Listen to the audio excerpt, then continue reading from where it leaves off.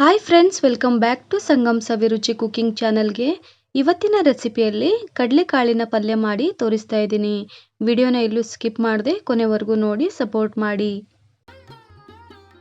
Friends, ಇಲ್ಲಿ ನಾನು ರಾತ್ರಿ ನೆನೆ ಹಾಕಿದ್ದೀನಿ 1 ಕಪ್ ಕಡಲೆಕಾಳನ್ನು. ನೋಡಿ, ಚೆನ್ನಾಗಿ ನೆನೆಸ್ಕೊಂಡು ತೊಗೊಂಡಿದ್ದೀನಿ. ನೀವು ಬೇಕಾದರೆ ಸಂಜೆ ಮಾಡ್ತೀನಂದರೆ ಬೆಳಗ್ಗೆ ನೆನೆ ಹಾಕಿ ಮಾಡ್ಬೋದು. 7 to 8 ಅವರ್ಸ್ ನೆನೆಸಿದ್ರೆ ಸಾಕಾಗುತ್ತೆ. ನೋಡಿ, ನೆನೆಲಿಕ್ಕೆ ಹಾಕಿದ ನೀರನ್ನು ಸಪ್ರೇಟಾಗಿ ತೆಗೆದಿದ್ದೀನಿ. ನೆನೆಸಿದ ಕಡಲೆಕಾಳನ್ನು ಕುಕ್ಕರ್ನಲ್ಲಿ ಬೇಯಿಸ್ಕೊಳ್ಬೇಕು. ಇವಾಗ ನಾನು ಕುಕ್ಕರ್ಗೆ 1 ಗ್ಲಾಸ್ ನೀರು ಹಾಕ್ತಾ ಇದ್ದೀನಿ. ಇವಾಗ ಕುಕ್ಕರ್ ಲಿಡ್ ಕ್ಲೋಸ್ ಮಾಡಿ 4 ವಿಷಲ್ ಆಗುವವರೆಗೂ ಕುದಿಸ್ಕೊಂಡ್ರೆ ಸಾಕಾಗುತ್ತೆ. ಇವಾಗ ಮಸಾಲೆ ರೆಡಿ ಮಾಡ್ಕೊಳ್ಳಿಕ್ಕೆ 4 ಬ್ಯಾಡಗಿ ಮೆಣಸಿನಕಾಯಿ, 3 ಗುಂಟೂರು ಮೆಣಸಿನಕಾಯಿನ ಸ್ವಲ್ಪ ಬಿಸಿ ಮಾಡಿ ನೀರನ್ನು ಹಾಕ್ಕೊಳ್ತಾ ಇದ್ದೀನಿ. 5 ನಿಮಿಷ ನೆನೆಸ್ಕೊಳ್ತೀನಿ. ಇವಾಗ ನಾನು ಮಸಾಲೆ ರುಬ್ಕೊಳ್ತೀನಿ. ಮೆಣಸಿನಕಾಯಿನ ಮಿಕ್ಸರ್ ಜಾರಲ್ಲಿ ಹಾಕ್ಕೊಳ್ತೀನಿ. ಇವಾಗ 1 ಕಪ್ಪು ಕೊಬ್ಬರಿ ತುರಿ ಹಾಕ್ಕೊಳ್ತಾ ಇದ್ದೀನಿ, ಹಸಿ ಕೊಬ್ಬರಿ ತುರಿ. ಹಾಗೆ ಸ್ವಲ್ಪ ಕೊತ್ತಂಬರಿ ಸೊಪ್ಪನ್ನು ಹಾಕ್ಕೊಳ್ತಾ ಇದ್ದೀನಿ.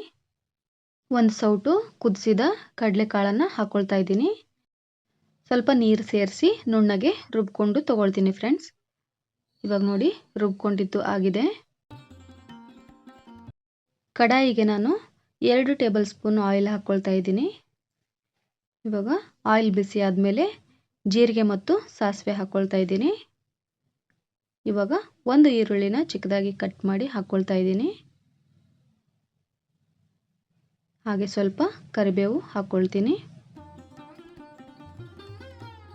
ಚೆನ್ನಾಗಿ ಫ್ರೈ ಮಾಡಬೇಕು. ಲೋ ಟು ಮೀಡಿಯಂ ಫ್ಲೇಮಲ್ಲಿ ಫ್ರೈ ಮಾಡ್ಕೊಳ್ಳಿ.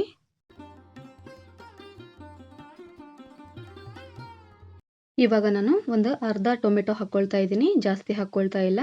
ನೀವು ಮಸಾಲೆ ರುಬ್ಕೊಳ್ಳುವಾಗ ಸ್ವಲ್ಪ ಹುಣಸೆಹಣ್ಣು ಹಾಕಿ ರುಬ್ಕೊಂಡ್ರೂ ಆಗುತ್ತೆ. ಇವಾಗ ರುಚಿಗೆ ತಕ್ಕಷ್ಟು ಉಪ್ಪು ಹಾಕ್ಕೊಳ್ತೀನಿ. ಹಾಗೆ ಸ್ವಲ್ಪ ಅರಿಶಿನ ಹಾಕ್ಕೊಳ್ತಾ ಇದ್ದೀನಿ. ಇವಾಗ ಚೆನ್ನಾಗಿ ಮಿಕ್ಸ್ ಮಾಡ್ಕೊಳ್ಬೇಕು.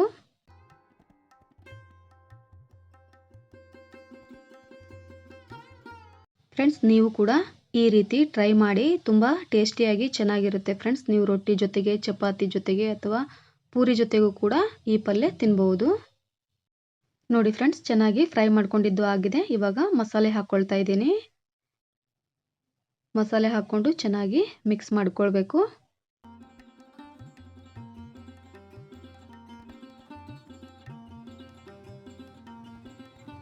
ಇವಾಗ ನಾನು ಅದೇ ಮಿಕ್ಸರ್ ಜಾರ್ಗೆ ಸ್ವಲ್ಪ ನೀರು ಹಾಕ್ಕೊಂಡು ಆ ನೀರನ್ನು ಕಡಾಯಿಗೆ ಹಾಕ್ಕೊಳ್ತಾ ಇದ್ದೀನಿ.